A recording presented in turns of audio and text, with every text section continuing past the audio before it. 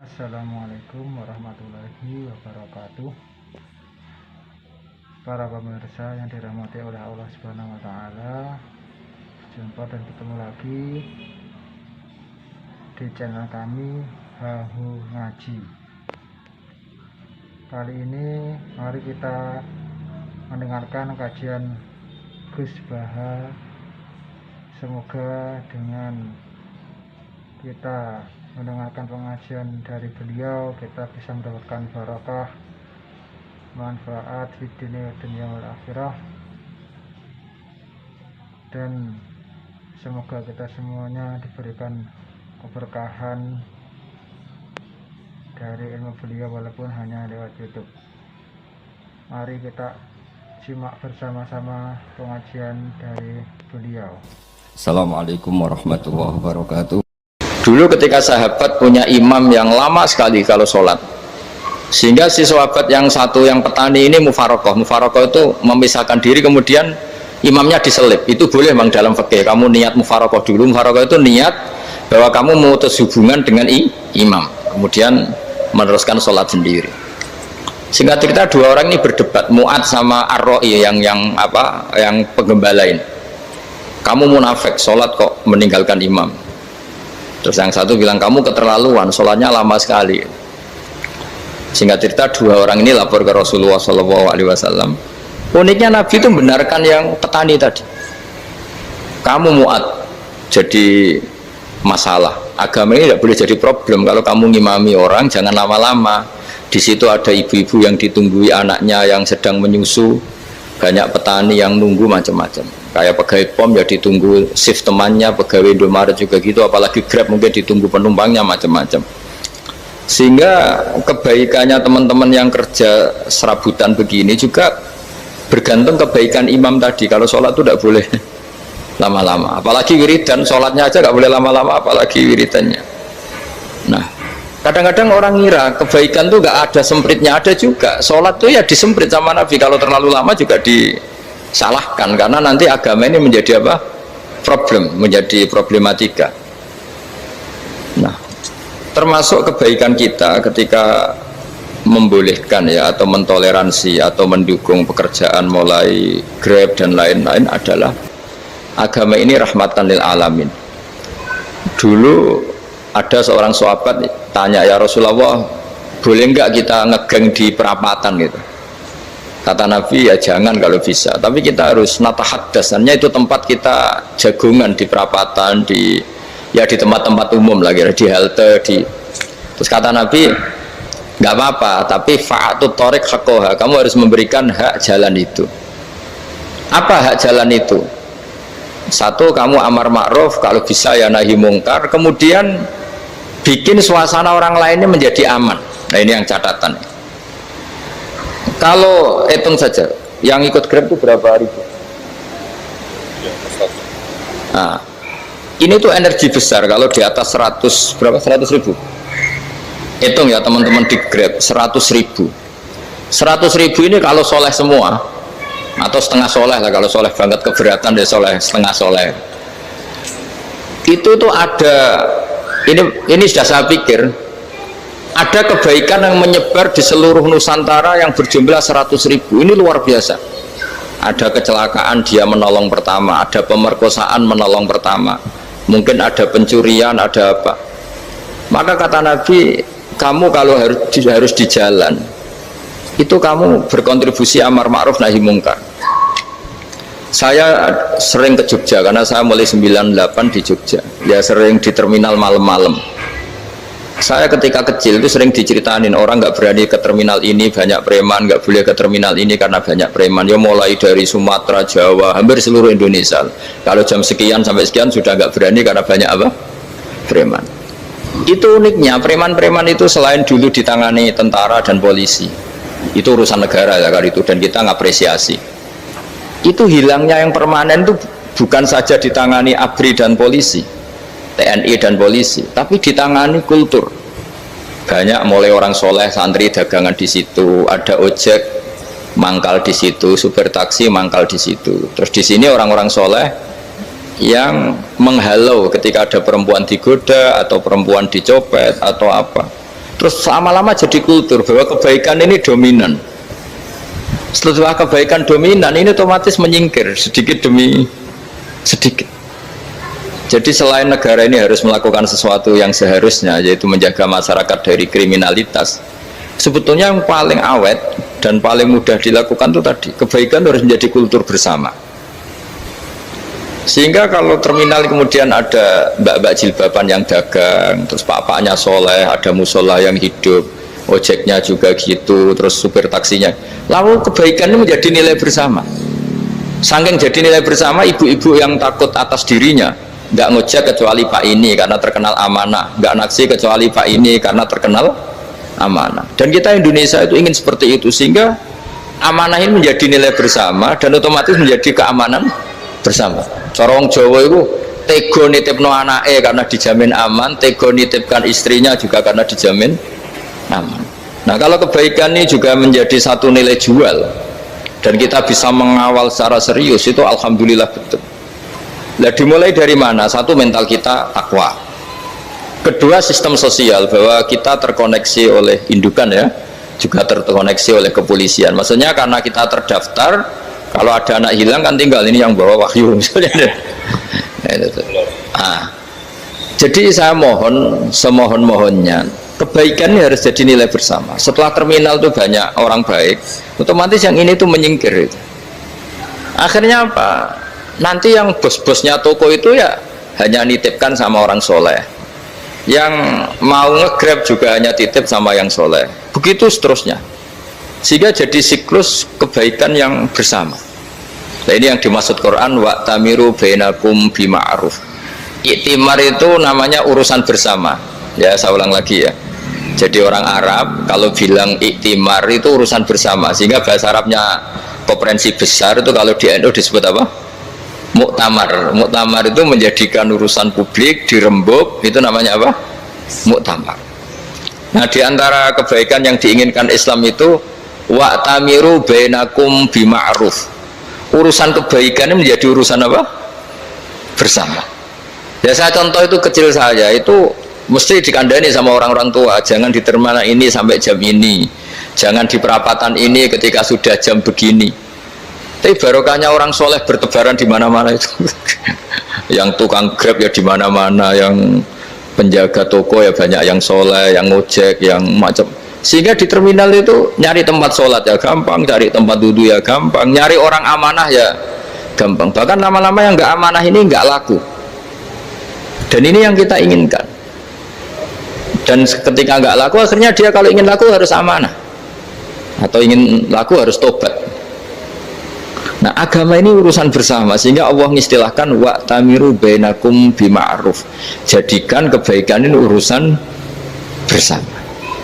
Sehingga karena ini urusan bersama, ketika kita jadi kiai juga harus, kalau misalnya tadi ada Gojek kok makmum, atau Grab kok makmum, atau supir bis kok makmum, kiainya harus cepat sholatnya, jangan baca surat Baqarah, nanti diomel-omelin apa penumpangnya. Begitu juga ibu-ibu menyempatkan jamaah, waktunya ada lama, di rumah sudah ditunggu anaknya yang masih menyusu. Makanya Nabi ngendikan idza amma ahadukum as-sholata falyukhaffif. Kalau kamu jadi imam, sholatnya harus relatif cepat. Fa inna fihim ad-dhaif badal hajat. Di antara makmum itu yang banyak punya urusan. Selain ada yang lemah, ada yang punya banyak urusan.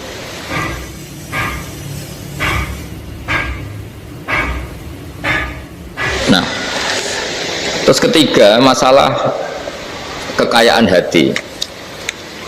Kekayaan hati ini penting sekali, karena rata-rata teman di Grab itu kan miskin lah. Tapi jangan miskin sampai miskin hati itu. Bahwa kamu nyari nafkah itu sudah ibadah, berkelana di dunia Allah juga ibadah, menyaksikan macam-macamnya orang itu juga ibadah. Bahkan menambah khazanah ilmu. Di antara warisan ilmu yang kita dapatkan dari Rasulullah SAW, misalnya kamu jalan-jalan, punya kaki dua, punya tangan dua. Gara-gara jalan-jalan sering ngerti orang yang buntung. Alhamdulillah meskipun saya hanya Grab masih punya kaki itu. Terus ketemu orang buta ya gitu. Alhamdulillah ladzi afani mimma btalaka bih. Alhamdulillah saya terselamatkan dari seperti itu. Sehingga melihat orang maksiat juga gitu, saya meskipun gini terselamatkan dari tempat maksiat, sehingga hidup itu tidak nelongso gitu. Ada nilai lebih yang kita punyai. Jadi diantara kebaikan Islam adalah orang disuruh ingat sisi nikmat. Nah, kalau nikmat itu sudah ada semua, kata Imam Ghazali, nikmat hidup. Kata Imam Ghazali, jika nggak ada kenikmatan yang Anda punyai, kamu datang ke kuburan. Disuruh datang ke kuburan. Dan kamu bilang begini, kenikmatan kembali ke dunia adalah kenikmatan yang diinginkan mulai yang mati zaman Nabi Adam sampai kiamat. Jadi kalau Fir'aun yang pernah jadi raja, Namrud, semuanya, bahkan orang-orang soleh sekalipun, kalau kamu tanya keinginan terbaiknya apa? Ingin kembali hidup untuk membenahi kesalahannya zaman hidup. Artinya apa? Kehidupan yang kita miliki sekarang adalah kenikmatan yang dirindukan mulai yang mati zaman Nabi Adam sampai kiamat. Maknanya apa? Kita punya kenikmatan yang luar biasa, karena kenikmatan yang dirindukan oleh orang yang sudah mati mulai dulu sampai sekarang. Apapun masalah hidup Anda, ini punya kenikmatan yang nggak tertandingi, yaitu namanya hidup. Barokahnya hidup itu kita bisa tobat. Setidaknya ingin tobat. Kalau nggak bisa tobat, ingin tobat. Makanya di Indonesia itu banyak, nyuwun sewu, banyak maling yang anaknya itu soleh, karena kalau ngandani anaknya tetap gini, wes le bapak tok sing lakoni kue ojo, bapak tok yang alami ini kamu jangan. Banyak di Indonesia orang nggak bisa baca Quran, anaknya hafid, karena setiap bodoh itu tidak diwariskan. Wes le bapak tok sing bodoh kue ojo bodoh. Mungkin teman-teman di Grab juga gitu, wes bapak tok cong sing nasi pengennya kue ojo. Jadi kebaikan begini itu akan terus menerus diwariskan. Sehingga banyak orang tidak tamat SD anaknya dosen, nggak tamat SMP anaknya dekan. Karena setiap dari kita itu cita-cita kebaikannya menurun ke anak cucunya, keburukannya berhenti di dia. Cara wong Jawa itu bapak tok sing nglakoni. Nah, di sini saya jelaskan tentang kekayaan rohani. Jadi saya mohon ketika Anda jalan-jalan ngantar penumpang, itu harus sering muji Allah Subhanahu wa taala. Ya, saya bacakan ayatnya, at-taibunal abidunal hamidun. Orang baik itu yang tobat, yang ahli ibadah. Di antara definisinya itu as-saihun, yang sering jalan-jalan. Siaka itu jalan-jalan. Jadi orang paling bejo sak dunia itu sampai harus jalan-jalan ibadah dapat uang. Tapi syaratnya ibadah. Sekali tidak ibadah dapatnya masalah kan? Sering gojekkan orang cantik terus ingat istrinya tidak cantik. Sering gojekkan orang yang sopan, yang santun terus ingat andekan ini istri saya di rumah rewel gitu. Jadi kalau kamu tidak taat itu adanya penyesalan.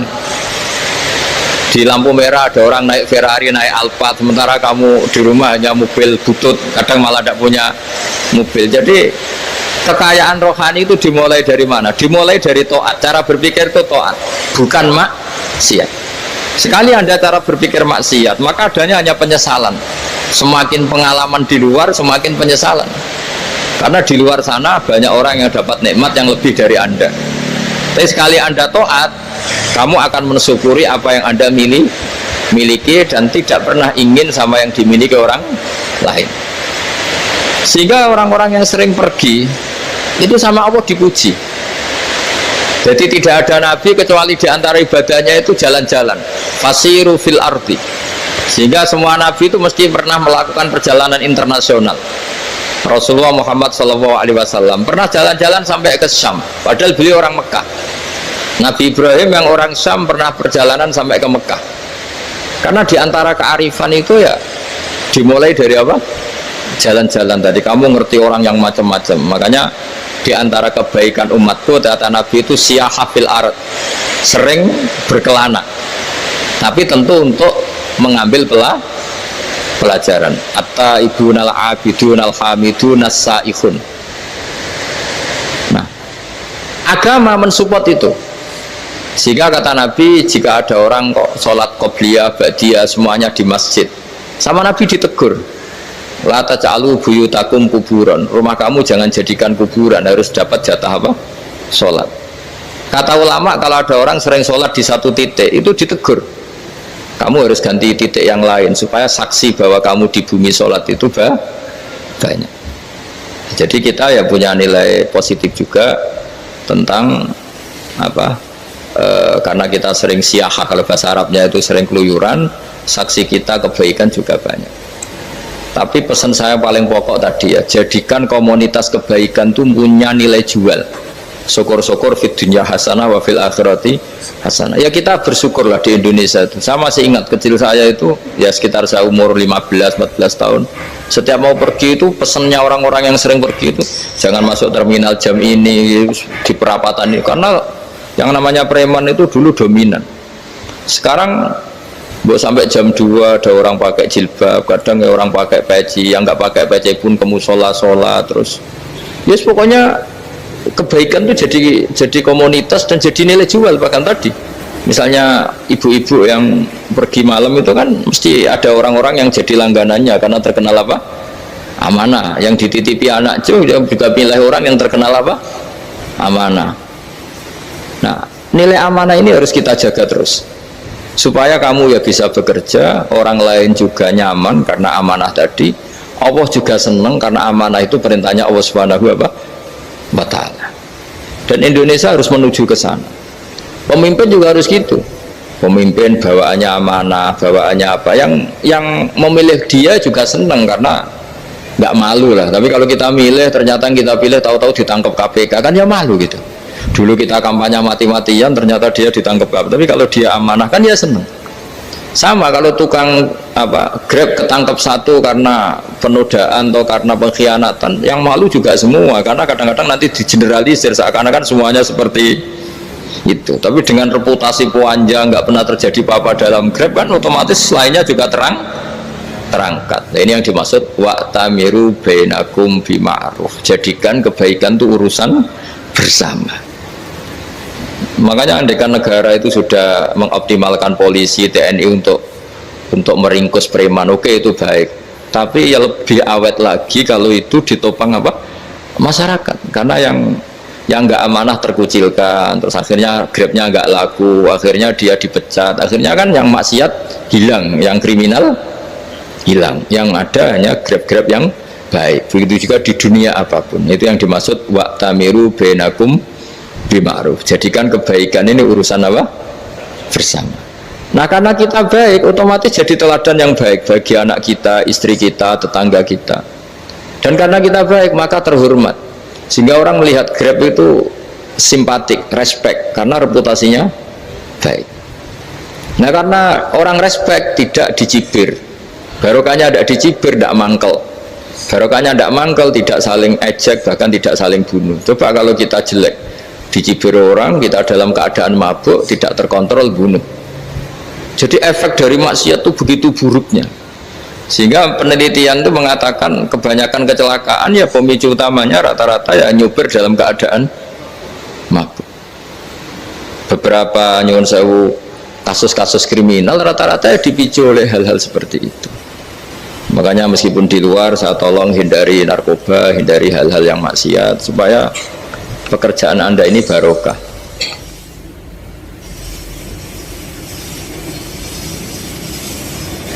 Kemudian yang terakhir saya beri ijazah tentang Al-Fatihah ya, karena ini surat yang populer. Kalau saya ijazahi Quran 30 juz pasti sampean nggak hafal. Atau ijazah surat Baqarah, kalau mau Baqarah mau. Ijazahi surat Baqarah mau 2 juz setengah. Mau Mas Asep? Ya Fatihah aja yang gampang ya. Nah, ya kulhu Fatihah ini paket ringan ini. Tapi pahalanya apa? Besar. Ini beda ya, artinya selama ini mungkin Anda baca tapi monoton ya. Tapi ini saya bacakan teks aslinya tentang istilahnya itu mazaya itu kelebihannya Fatihah. Saya baca Arabnya dulu, nanti ini terakhir ya, ijazah tadi kan saran-saran umum tentang sosial ya, pokoknya jadikan kebaikan itu punya nilai sosial yang baik lah. Jadi nanti orang yang nggak amanah nggak laku, ya calon bupati, gubernur, presiden yang nggak amanah juga nggak laku. Begitu juga kiai yang tidak amanah juga nggak laku, suami yang nggak amanah juga nggak laku, istri yang nggak amanah juga. Sehingga kebaikan itu jadi nilai sosial yang dalam tanda kutip sudah keniscayaan. Yang diinginkan Allah itu seperti itu, bukan kebaikan yang dipaksakan karena kekuatan negara. Maksudnya kalau bisa kebaikan itu tidak usah dipaksakan. Memang satu apa ya, sudah satu kebutuhan. Kayak cerita-cerita di negara maju itu, bahkan apapun jatuh itu nggak ada yang ngambil apa itu. Makanya gambarannya Mekah Madinah kan gitu kan, barang jatuh nggak ada yang berani apa ngambil itu, saking sudah jadi sistem. Sehingga banyak negara di Eropa itu yang sampai nggak punya tentara, nggak punya polisi karena kebaikan sudah. Nah kita kan masih capek, polisinya aja capek, apalagi masyarakatnya, karena ya apa ya, kebaikan itu belum jadi nilai apa bersama. Nah kita selain ditopang negara, ada polisi, ada tentara, itu kita usahakan kebaikan itu jadi nilai apa bersama. Ya, tadi wa tamiru bainakum bima'ruf. Dan kita punya reputasi yang bagus dalam bab ini.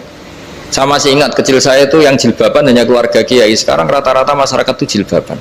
Dulu yang sekolah SMP, SMA itu jilbaban kadang dulu malah dilarang ya, harus sama seperti itu seragamnya. Sekarang sudah boleh dan nyaman. Lama-lama yang dapat simpatik ya yang pakai pakaian model tertutup seperti itu. Lama-lama gamane cara wong golek mantu ya golek yang seperti itu daripada yang blodor. Lama-lama jadi nilai bersama.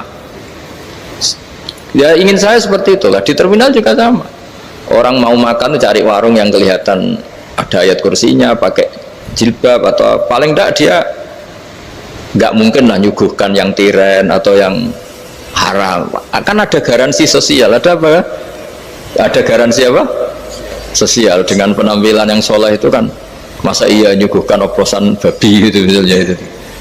Jadi nilai sosial itu harus, ya tadi harus benar-benar jadi nilai, sehingga negara biar nggak capek-capek. Polisi juga gak capek kan, karena tugasnya corong Jawa mau ngawat-ngawati tok, tapi tidak perlu tegang karena kebaikan sudah jadi nilai apa bersama. Ya, ingat-ingat ya ayatnya tadi, wa tamiru bainakum bima'ruf. Jadi kebaikan itu harus jadi nilai bersama. Iktimar itu menjadi urusan bersama.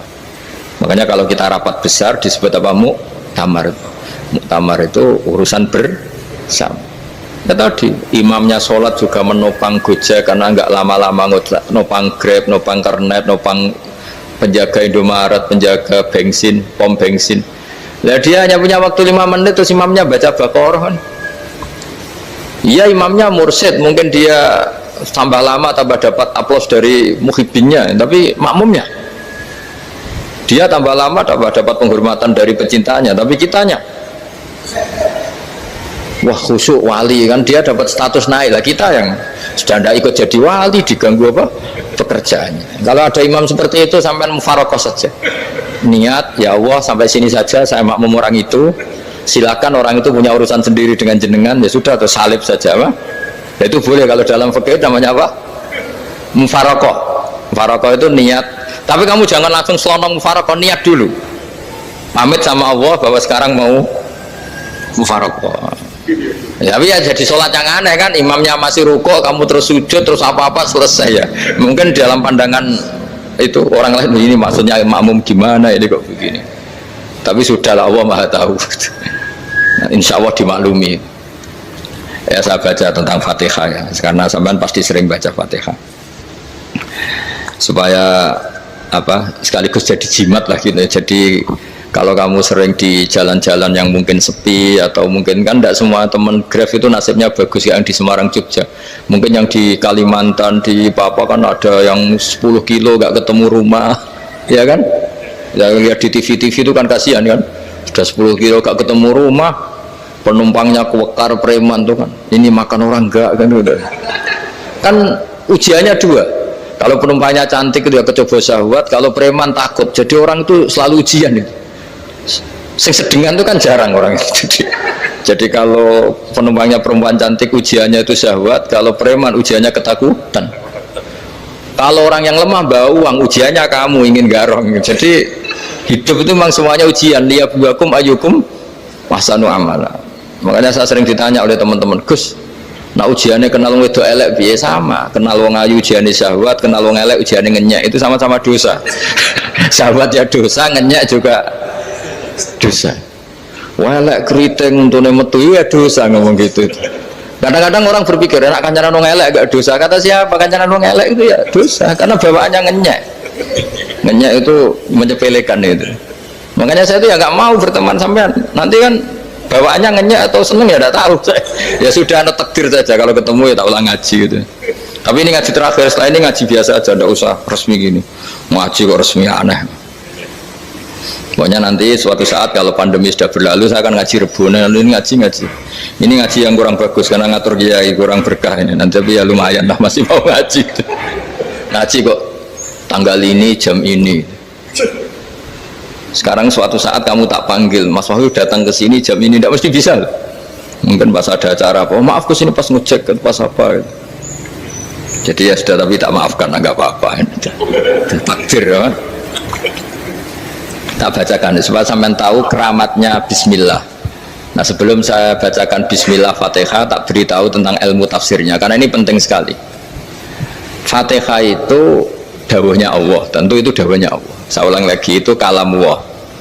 Tapi yang sudah diberikan kesampaian ke kita semua, sehingga seakan-akan itu menjadi dawuhnya kita ke Allah. Jangan salah loh ya, Fatihah itu dawuh Allah, tapi sudah diberikan ke kita, sehingga posisi kita itu yang punya itu. Nah kenapa ini perlu dijelaskan? Karena nanti ada kalimat iyyaka na'budu wa iyyaka nasta'in. Kalau itu masih kalam Allah, berarti Allah ngomong ke kamu, ngendikan ke kamu, kepadamu aku menyembah. Masa Allah menyembah kamu? Nah sehingga ilmu tafsir itu menyelesaikan itu dulu ya. Saya ulang lagi ya, sebelum sampean sering baca Fatihah, aku yakin ya sering baca, tapi barokahnya tidak paham itu tidak pernah janggal. Enggak paham itu ya penting supaya tidak iskal, tidak janggal. Sebetulnya di kalimat itu ada yang janggal. Kalau Fatihah itu kalimatnya Allah atau kalam Allah, bagaimana dengan kata-kata iyyaka na'budu? Masa Allah ngendikan ke kita, kepadamu kami menyembah? Masa Allah menyembah kita? Maka penyelesaiannya secara ilmu tafsir gimana? Semua ulama mengatakan, bukan satu dua, semuanya mengatakan di Fatihah itu semuanya diberi kawalan kalimat. Saya ulang lagi ya, di Fatihah itu semuanya diberi awalan kalimat qulu, katakan wahai hambaku begini ya, katakan wahai hambaku begini. Nah begini ini pelajaran dari Allah yang sudah diberikan ke kita, terus kita mengatakan bismillahirrahmanirrahim alhamdulillahirabbil, termasuk kita mengatakan iyyaka na'budu wa iyyaka nasta'in. Jangan bayangkan Allah ngendikan ke kita. Kalau Allah ngendikan kita berarti gini, hei Wahyu ihdinas siratal mustaqim, tunjukkan saya jalan yang benar. Nah nanti kamu terus, ya Allah Anda aja minta tolong saya minta tolong siapa, kan jadi panjang kan. Ya saya ulang lagi ya, jadi itu di ulumul Quran diterangkan gimana sebelum baca Fatihah ya. Fatihah itu kalamullah, ngendikannya Allah, tapi yang sudah diajarkan ke kita dan sudah milik kita, sehingga kalimat itu menjadi milik kita. Tapi ya kalamullah, tetap kalamullah, tapi sudah menjadi milik kita. Udah paham ya? Ya pinter nah. Ya, karena kalau tanpa penjelasan seperti ini, Anda akan iskal. Bagaimana Allah iskal itu janggal? Bagaimana Allah mengatakan iya karena butuh? Kan jadi aneh ya? Ya, jadi tak jelaskan secara ilmiah ya. Jadi kata ulama-ulama tafsir, ayat-ayat Quran seperti ini sebetulnya dimulai dari qulu apa? Meskipun nggak dilafatkan. Itu kan sama dengan qul huwallahu ahad Muhammad, katakan kalau Tuhan itu satu. Ya namanya Quran itu kan kalam Allah, membina nabinya, membina umatnya. Makanya dikatakan atau enggak, di sini tersembunyi kata qulu, katakan. Ya, jadi ya ibarat apa itu, kamu ngajari anak kamu lah, le panggil jenengan bapak kulo, itu maksudnya anak itu, kalimat itu kalimat kamu, tapi kamu ajarkan ke anak kamu, terus anak kamu bilang pak jenengan bapak kulo. Nah ketika kamu mengatakan jenengan, bukan kamu mengatakan jenengan anakku, berarti anakmu itu bapakmu kan lucu kan. Anak kamu ajari jenengan bapak kula. Kamu engkau bapak saya. Terus anak kamu mengulang jenengan atau kamu bapak saya. Berarti itu kalimat yang kamu ajarkan, tapi sekarang sudah milik anak kamu. Kalau itu kalimat kamu kan lucu, masa anak kamu bilang bapak? Nah itu seperti itu. Jadi ulama memberi solusi atau jawaban iya karena abudu. Iya itu sebelumnya ada kata-kata kulu, katakan wahai hambaku, hubungan kamu dengan saya adalah katakan iya karena abudu wa iya karena nasta'in. Terus hubungan kamu dengan saya katakan juga dalam doamu ihdinas siratal mustaqim. Jelas ya, jadi itu kalam Allah yang sudah milik kita karena diajarkan Allah untuk kita. Dong ya? Ya dong yes. Gak jelas gak. Tapi bagus, gak jelas itu bagus. Kalau kamu jelas gak jadi dikrem, jadi gubernur. Min azimi fadliha kasratu asma'iha wa fadail ukhra. Ini cerita dramatisnya surat Al-Fatihah. Qala Abu Hurairah radhiyallahu anhu inna iblisa ranna khina unsikat Al-Fatihah. Jadi iblis itu begitu kesakitan. Ini kitab Abwaabul Farad karangannya Syekh Muhammad Alawi, juga kutipan dari beberapa kitab. Yang jelas beliau sendiri juga ngutip dari beberapa riwayat di beberapa hadis. Halaman 1, 2, 3. Ketika Fatihah turun itu iblis kesakitan, kayak orang sakit gigi lah, tersiksa sisanya karena turunnya surat apa? Al-Fatihah. Artinya kalau anda baca Fatihah dijiwai, maka anda melemahkan setan, melemahkan iblis. Wa qala Mujahid khina unzilat Fatihatul kitab ronna fastama indahu asyayatin. Jadi ketika Fatihah itu turun, iblis itu terkapar lah kira-kira, sampai dijenguk banyak setan. Jadi kemana di ICU lah kira-kira gitu kalau sekarang itu, entah COVID entah enggak tahu, pokoknya di ICU sampai dijenguk banyak setan. Enggak tahu bawa apa lah enggak tahu, pokoknya dijenguk banyak setan. Mana yang nyangoni karena ini apa? Ketuanya apa? Pingsan, sakit. Jadi iblis itu sakit sampai dijenguk anak buahnya setan-setan. Ya semoga kalian semua tidak kenal setan. Kalau kenal berarti teman, apa? Wa qalu misla dzalik wa qala lahum laisa mimma taquluna syai'un walakin unzilat suratun laisa ajru qailiha illa an harramallahu alaihi nar jahannam. Saya ini bukan sakit fisik kata iblis, kamu tidak usah jenguk saya, datangkan dokter terbaik, tidak usah, saya ini tidak sakit fisik, saya ini sakit karena ada surat yang diturunkan, yang pahala yang melafatkan surat itu pasti selamat dari neraka. Padahal misi terbesar saya ini supaya manusia masuk neraka, sekarang punya tamengnya. Gue pusing kan? Ya seperti orang lah, goda sampeyan ternyata sampean setia, itu kan pusing. Nah ternyata tidak setia, itu yang akhirnya ribet kan itu. Jadi iblis itu cita-cita terbesarnya kan semua orang itu masuk neraka. Nah sekarang turun satu surat yang gara-gara surat itu siapapun yang baca dijamin selamat dari neraka. Jadi walakin unzilat suratun laisa ajru qailiha illa an harramallahu alaihi nar jahannam. Karena jadi dia shock lah, kalau orang di Jawa itu bilang shock. Aduh sial nasib saya ini umat nggak bisa saya goda lagi karena punya tamengnya tadi punya. Qad tolakaidukum wa makrukum, rekayasa kalian sekarang itu tidak ada gunanya semua. Nah ini alhamdulillah di Indonesia kelihatan kan banyak yang miskin, banyak yang susah. Tapi selagi mereka masih sholat, tuh keinginan mencari halal itu masih tinggi. Kayak apa kita di tengah kota, jauh dari anak istri, jauh dari tetangga. Biasanya kalau orang jauh dari anak istri, tetangga kan sakar PDW. Tapi yang soleh masih banyak, sudah jauh dari keluarga tetap lurus. Loh, kalau yang dekat lurus kan wajar, konangan wong akeh kan.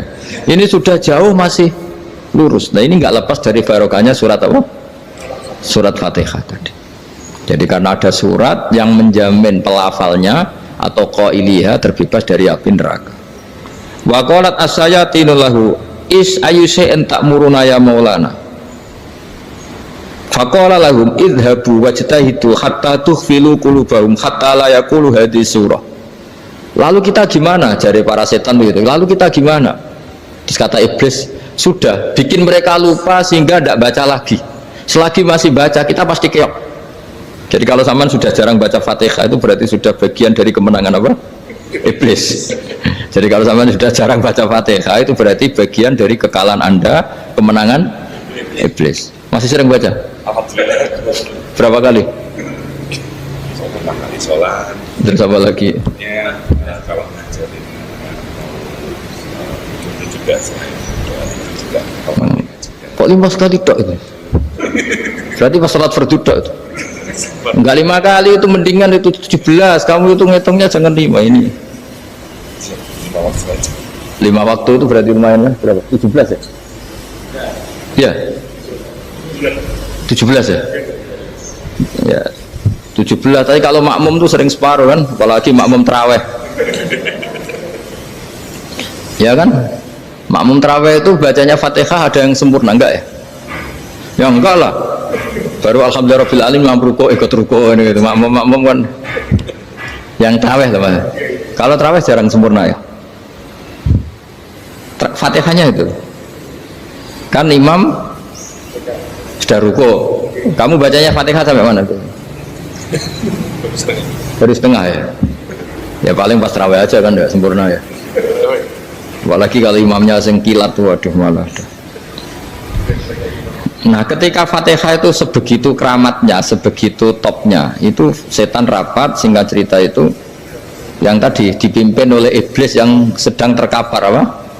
Terus tadi obatnya nggak ada, cuma dia shock karena ada surat yang turun yang melafatkan itu pasti selamat dari apa? Neraka. Nah ini gimana saran Anda? Terus sarannya adalah bikin orang-orang itu lupa, tidak baca Fatihah. Nah ini rapatnya iblis. Idhabu wajtahidu hatta tufilu qulubahum hatta la yaqulu hadhihi surah. Kala yuksiru qira'ataha wa la yakunu lahum ajrun wa thawabun bal yakunu lahum adzabun wa iqabun.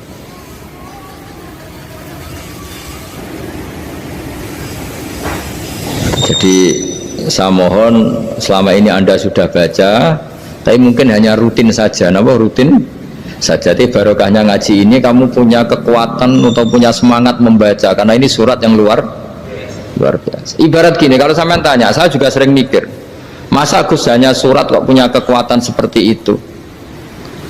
Di dunia ini kata Allah, mulai Nabi Adam sampai kiamat, nggak ada yang bisa menandingi kekuatan kalimah. Kalimah itu kata-kata, nggak ada yang bisa menandingi kata-kata. Misalnya Anda nge-grab berangkat, istri cuek, berangkat cuek, itu beda dengan ketika meskipun satu kalimat, wes Pak, muga-muga dilindungi pangeran, mungkin jenengan selamat, itu menjadi teduh dan semangatnya luar biasa karena kayak mendapat support.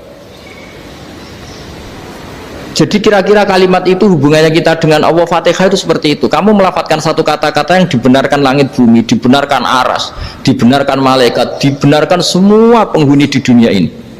Sehingga itu efeknya luar biasa.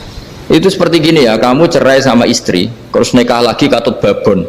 10 tahun anak kamu dididik, ibunya benci kamu, dan memang Anda layak dibenci. Dididik. Dan sampai nggak pernah manggil kamu Pak. Suatu saat kamu tentu rindu kan ingin dipanggil bapak oleh anak kamu. Suatu saat anak ini manggil kamu Pak E. Itu senengnya bukan main, hanya sebuah kata-kata. Makanya kadang-kadang orang itu tanya sama kiai, ijazah lafadz ini gunanya apa sih? Itu ijazah itu untaian kata-kata, yang kata-kata ini dibenarkan langit dan bumi dan aras dan para malaikat, sehingga efeknya itu luar. Nah ibarat seperti itulah, kamu melafadzkan Fatihah itu melafadzkan kata-kata yang dibenarkan Allah dan Rasul dan semua malaikat, semua penghuni langit, maka ini efeknya pasti luar. Nah di sini lah orang-orang dulu itu tahu keramatnya itu, sehingga ketika melawan Belanda, melawan Jepang dulu itu kalimat-kalimat itu menjadi mantra yang luar biasa. Doa lah, doa yang luar biasa. Tapi di era modern karena orang sudah tidak ngerti itu, dianggap itu mantra, jimat, khurafat, bid'ah, waduh ribet menemal. Sebetulnya tidak seperti itu. Memang kata-kata ini kekuatannya luar biasa.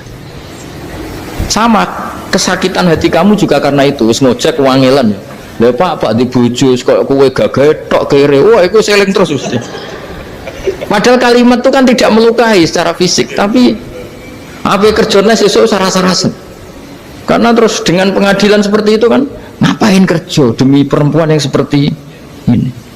Lagi-lagi kata-kata ini luar Nah bayangkan kalau kata-kata itu adalah kalimat yang diajarkan Allah lewat Rasulnya, lewat malaikat Jibril. Kayak apa kekuatannya itu? Nah, kira-kira Fatihah itu gitu. Kalimat yang baik, kalimatan thayyibah diajarkan oleh Allah dan Rasul. Kayak apa kira-kira kekuatannya? Pasti luar biasa. Wong support yang dikatakan istri kita, anak kita aja luar biasa, apalagi ini support yang diajarkan Allah dan Rasul. Ya makanya saya mohon kalau baca Fatihah, baca kalimat-kalimat thayyibah ketika sholat itu dijiwai. Ya misalnya Rabbana lakal hamdu mil'us samawati wa mil'ul ardi wa mil'u ma syi'ta min syai'im. Engkau zat yang layak dipuji, dan pujian ini memenuhi langit dan bumi. Karena kita tahu nggak ada sejengkal di alam raya ini kecuali di situ ada rahmat Allah. Misalnya kamu bisa lewat sampai rumah saya, kamu mungkin anggap biasa saja. Coba kalau ngalami likuifaksi, tahu-tahu bumi ini ambles, bisa ngelewati yang likuifaksi itu luar. Tanyakan orang pernah ngalami likuifaksi di Sulawesi, itu melihat bumi bisa diinjak gak ambles itu, wah luar. Sama nggak ngalami itu sehingga lewat bumi ya biasa aja. Coba kalau ngalami seperti tidur, biasa aja. Coba kalau ada gempa, bahwa bumi tenang ini sudah nikmat yang luar biasa. Masa kamu ngakui nikmat nunggu digituin? Ya kan? Nah, makanya baca Fatihah dijiwai lah bahwa ini kalimat yang luar biasa. Nah, saya teruskan ya.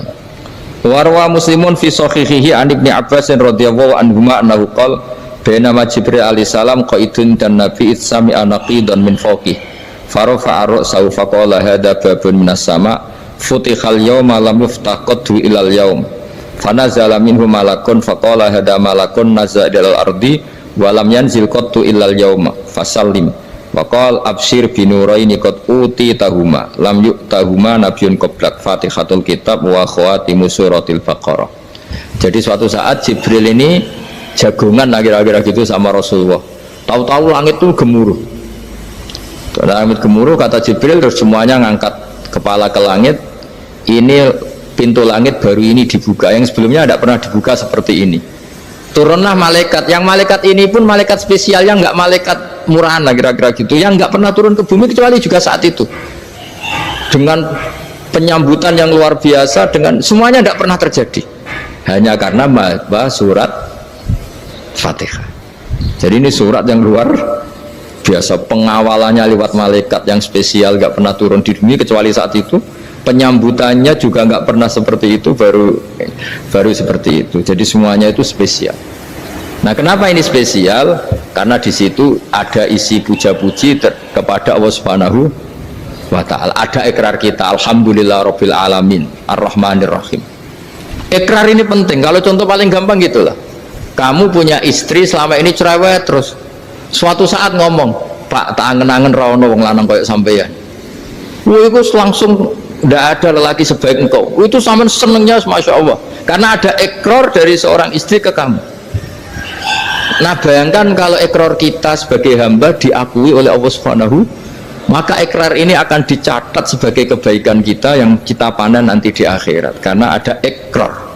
Kita ikrar bahwa Alhamdulillah Rabbil Alamin, kita ikrar Ar-Rahmanir Rahim, kita ikrar Maliki Yaumiddin, kita ikrar iyyaka na'budu wa iyyaka nasta'in. Sampean misalnya jadi orang Indonesia, ketemu orang Indonesia yang makmur di Jerman, terus lupa Indonesia. Kamu orang Indonesia? Enggak, saya enggak orang Indonesia. Mangkel gak kira-kira? Mangkel. Karena salah ikrar kan gitu. Ya jadi saya mohon jangan anggap kalimat itu hal yang biasa, tapi luar biasa. Nggih, ngoten mawon. Assalamualaikum warahmatullahi wabarakatuh.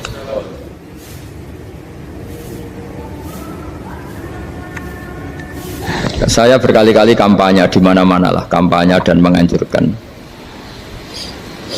Di antara catatan dalam Suhufi Ibrahim wa Musa kan ada kan di Quran itu yang dinamakan lampiran-lampiran wasiatnya Nabi Ibrahim dan Nabi apa? Musa. Itu di antara catatannya begini. Orang yang punya akal itu adalah orang yang bisa menikmati sesuatu yang baik. Misalnya gini, contoh gampang gini. Kamu punya anak pertama atau punya anak yang masih kecil, itu gendong tuh senengnya bukan main, melihat anak sehat tuh senengnya bukan main. Mungkin saat itu banyak orang yang sedang maksiat dengan perempuan nakal atau dengan teman-teman nakalnya, yang nganggap seperti itu tidak nikmat. Tapi andaikan ini ditimbang ya ditimbang. Yang maksiat betulan, misalnya paling ukuran bahagianya itu 70%. Tapi yang ini, yang nimang anak baru lahir atau masih kecil, corong Jawa ngeloni anak, bisa saja bahagianya itu sampai 100%. Artinya selama ini kesalahan kita adalah nganggap maksiat itu pasti menyenangkan dan taat itu tidak menyenangkan. Makanya saya berkali-kali fatwa, untuk melawan kenikmatan maksiat orang harus terbiasa menikmati taat, menikmati kebaikan. Jangan kira kita nimang istri nikmat, nimang anak nikmat, ketemu teman yang lama tidak ketemu juga nikmat. Artinya kita akan melewati berjam-jam untuk jagungan sama teman, sama anak, sama istri. Dan itu harus kamu nikmati supaya mengganti tidak berkebutuhan nikmat yang lewat jalur maksiat. Jadi saya mohon sarana-sarana yang menyenangkan itu, yang taat itu kita maksimalkan. Makanya bapak saya tuh sering pesen, kowe nak ngaji sing guyon, sing seneng. Nanti wong maksiat tuh karena cari kesenangan. Coba kalau kesenangan itu sudah didapatkan saat taat, maka tidak butuh lagi kesenangan yang berbentuk maksiat. Makanya orang-orang wali dulu kalau sudah sholat itu gak bisa berhenti karena merasa nikmat. Makanya Nabi pernah ngendikan wa qurratu aini fi sholat, nyaman saya itu kalau sedang sholat. Itu tadi. Bayangkan kalau besok itu pasti mati. Makanya latihannya harus gitu. Bayangkan besok itu pasti mati. Berarti itu hari terakhir kamu.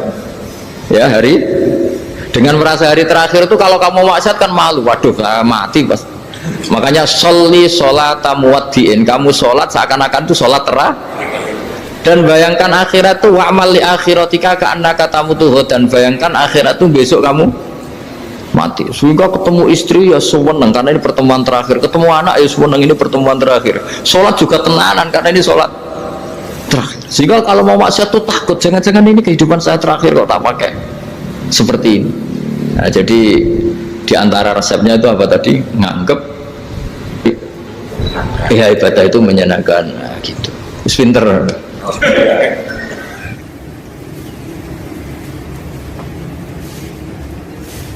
Oke, satu pertanyaan lagi, Gus. Ini ada pertanyaan dari teman-teman mitra driver Grab. Saat mengantarkan barang, tiba-tiba azan waktu sholat, ya, Gus. Lalu kita sebagai driver harus sholat dulu atau menyelesaikan orderan dulu, karena itu juga amanah kan orderannya itu. Mungkin nganter barang atau mungkin nganterin penumpang. Mengingat barang tersebut sudah ditunggu pemiliknya dan penumpang tersebut juga sudah ada janji yang lain, pokoknya gitu. Nyuwun pencerahannya, Gus, gitu. Begini ya, ini kan fikih sosial ya. Saya jawab, ini memang harus pakai fikih, nggak pakai rasa. Saya ulang lagi, pakai fikih, nggak pakai rasa. Waktu sholat itu kan banyak ya, diantaranya maghrib dan isya, duhur dan asar, terus subuh sendiri. Ya, ben sampean belajar fikih, orang belajar tasawuf ya. Nah, kalau subuh itu tidak ada toleransinya kalau waktunya sudah tinggal 10 menit karena tidak ada jamak. Ya, tidak ada apa? Jamak. Sehingga misalnya kalau kamu ngojek waktu tinggal 10 menit ya harus sholat. Tapi kalau sekedar dengar azan ya, ini penanyanya kayaknya itu teman kamu, jadi fikihnya kayak kamu, nggak jelas. Azan itu kan bukan akhir waktu sholat. Azan itu bukan akhir waktu sholat, tapi awal sholat. Itu tidak harus supir Grab, tidak harus supir Gojek. Meskipun kamu makan ada azan ya teruskan saja, kan tidak akhir waktu sholat. Anda menerima tamu, gendong anak, atau sedang nyupir, atau sedang bercengkrama sama teman. Kalau ada azan ya nggak apa-apa, misalnya diteruskan. Kan bukan akhir waktu sholat. Yang benar-benar harus ditinggalkan itu kalau waktu sholat misalnya tinggal 7 menit. Atau tinggal 8 menit. Waktu yang mau tidak mau kamu harus tasarrufkan, kamu peruntukkan injury time ya, nah, injury time ya, gitu aja kok gak tahu ya. Nah, lalu misalnya kalau pertanyaan tadi mestinya kelasnya itu kelas afdoliyah, utamanya gimana? Kalau wajibnya belum ada karena kan waktunya masih panjang. Jadi pertanyaannya bukan wajibnya tapi sebaiknya, karena ini semuanya belum mendesak kan. Andai kan kamu teruskan nganter barang kan tidak ada jaminan waktunya habis. Padahal kalau kamu memaksa sholat, mungkin citra kamu sebagai supir Grab tidak baik karena dianggap mengabaikan konsumen. Nah, terus kedua menyangkut jarak. Oke, seperti itu. Nah, sekarang kalau pertanyaannya dibalik, makanya yang dibalik ini agak ribet. Waktu sholat tinggal 8 menit. Ada konsumen yang minta diantarkan saat itu, dan acaranya ke mall happy-happy. Maka fatwa kita sebagai ahli fikih, ya tantang saja, saya mau sholat dulu. Kalau nggak sabar ya silakan cari yang lain. Kalau acaranya ke mall. Tapi kalau acaranya kelahiran atau transfusi darah atau mau nganterin darah ke pasien yang sudah koma, maka kita langsung, karena ibadah sosial itu didahulukan mengalahkan ibadah yang haknya Allah, karena Allah itu zat yang tidak butuh ibadah kalian. Tapi kalau pasien ini kalau nggak nang kesampaian darahnya mati misalnya, jadi kamarnya Allah lebih apian lah gitu. Makanya masyhur kalau dalam fikih hak Allah sama hak Adam ini dimenangkan hak Adami, tapi bukan karena Allah kita kalahkan. Allah tidak butuh itu semua gitu. Jadi dikalahkan tapi bukan karena kalah, justru karena tidak butuh. Ya ibarat gini lah, Allah itu saking baiknya Allah kan pasti di atas orang tua kita. Itu pasti, saya ulang lagi, baiknya Allah pasti di atas orang tua kita. Orang tua kita saja baik, apalagi Allah. Misalnya orang tua kamu butuh uang 5.000, adik kamu butuh uang 5.000, adik kamu yang kecil atau ya, kira-kira orang tua kamu tuh nyuruh dikasihkan beliau ke adik kamu, kira-kira saja ke adik kamu. Nah, Allah itu saking baiknya, hal yang terkait Allah, misalnya tadi sholat tepat waktu sama ibadah sosial, itu disuruh ibadah sosial. Karena ini kalau nggak kesampaian transfusi darahnya atau apalah, atau kamu dokter yang harus mengurus operasi, waktunya tinggal 5 menit, kamu harus ngoperasi pasien dulu, karena Allah bisa menerima sholat kamu. Nah, tak terangkan lagi, ini fikih terus. Lalu sholat yang apa? Kalau sholat itu antara maghrib dan isya, dan nanti yang terlambat itu maghrib, kita ngikuti ulama yang mengatakan jika ada darurat maka maghrib dan isya boleh dijamak meskipun tidak atas nama pergi. Kan jarak kamu kan tidak jarak masafatu qasrin. Artinya apa? Misalnya saya dokter harus operasi, waktu saya tinggal 8 menit mau maghrib, ternyata harus ada operasi. Kalau saya nggak nangani mati, saya harus operasi. Dan nanti waktu saya maghrib habis itu tidak harus dikatakan qadha atau yang mengeluarkan maghrib dari waktunya. Bisa saja menurut ulama dianggap boleh dijamak takhir dengan isya, karena kondisinya masih waktu jam'in. Begitu juga zuhur dengan asar. Tapi kalau waktunya itu asar, tinggal 8 menit, kemudian harus ada operasi, ya kita operasi. Waktu asar kita mundur sampai maghrib, namanya qadha yang dimaafkan Allah. Ya namanya tetap qadha karena asar nggak bisa dijamak dengan maghrib. Jadi ini fikih ya. Jadi jawabnya harus jelimet. Jadi saya ulang lagi ya. Tadi kan pertanyaannya dengar adzan. Kalau adzan kan waktunya masih panjang. Apalagi misalnya maghrib kan waktunya kan taruh saja ada waktu seperempat jam. Ternyata andekan kamu antar hanya butuh waktu 7 menit, kan nggak ngefek sama sama saya nyanda. Nah, nyanda.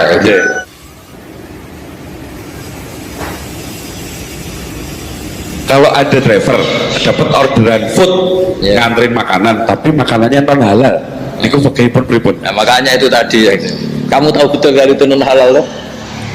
Kalau itu sudah tahu pasti non halal. Nah, iya, daging Tyrannosaurus, nonton mungkin. Makanya tadi itu memang PR kita di semua profesi. Saya ulang lagi, itu PR kita di semua profesi. Jadi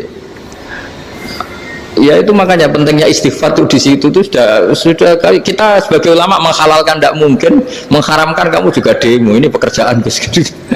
Tapi yang jelas itu tidak bisa dihindari. Ya sama lah seperti orang di bis itu. Kadang-kadang kan didoain semoga semua penumpang hasil ke tempat masing-masing, dan kalau ada cobat berarti kan doain cobat juga hasil tujuannya. Jadi di semua profesi itu resikonya. Makanya tadi saya bicara tentang fikih. Kaidah umumnya menolong maksiat itu ya bagian dari maksiat, menolong taat itu bagian dari taat. Mau tidak mau harus ada hukumnya. Setidaknya barokahnya tahu hukum. Kalau kita salah belum istighfar gitu. Sudah salah nggak merasa salah gitu. Jadi barokahnya tahu hukum itu paling tidak kan kita ya istighfar lah.